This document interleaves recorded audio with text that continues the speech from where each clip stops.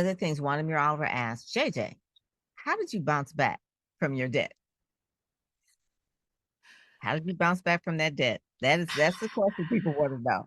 They And were I robbing want to make Credit sure y'all Card, know I wasn't being everybody. altruistic with not filing bankruptcy. Every couple of years I tried to file bankruptcy or walk away from all the debt, but I had a high level security clearance. Like I said, I was a scientist in the Air Force, and every couple of years I'd go in and the security people would be like, "Nope, you'll lose your No, clearance if you walk away." And that's because when people have financial issues, we're ripe targets for being taken advantage of by other nations. Okay, so I wasn't trying to be a do-gooder or anything. I was just stuck between a rock and a hard place.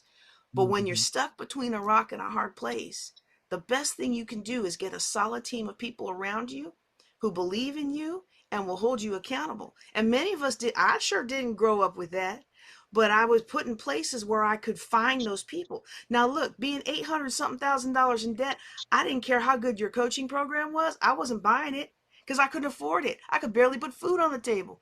People from my church, Lieutenant Colonel in the Air Force, people in my church were giving dollar bags of clothes for my boys. You know how humbling and embarrassing that was. Whew. Mhm. But really just coming up with a plan and saying, okay, step by step, how am I going to do this? And so we can get into the mechanics of the businesses that I use to do that offline. But I got through about the first 120 was commercial debt. The rest of that was real estate debt. And I discovered I was really good at teaching people how to invest in real estate and how to get out of debt. I said, oh, so that's how I ended up making out. All the rest of that was just using what the Lord had given me and not Yeah, chasing after what he gave everybody else. I love that. Sean McDaniel, he asked or she asked, it said, what are the pitfalls to inheritance property and how to protect yourself? Trust funds, when it is a good idea and when is it not? Is there a middle ground vehicle to protect inherited assets?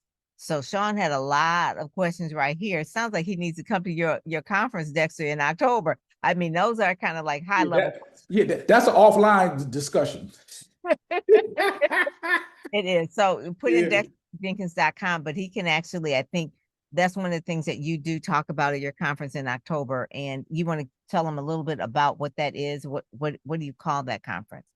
Yeah, it's the Wealth Creation Summit. And so we've done that for the last 3 years. And really it's people gather from all over the country to answer one question. How do we use real estate as a wealth creation tool? And so Mm, something JJ was talking about land and wholesaling and fixing flipping, those are different strategies that you can use for real estate. And so that's part of it. But the question is a valid one because I think a lot of times we don't do the legal things that we need to do to cover ourselves. yeah. And so to make sure that you get, I always say, a real estate lawyer, and not your cousin who does nine other things, but then they Mhm. dip in real estate every now and then. Right. You don't. And so getting a person who is savvy in real estate, and then if they're going the investing right, someone who is, because all lawyers, all terms aren't created equal.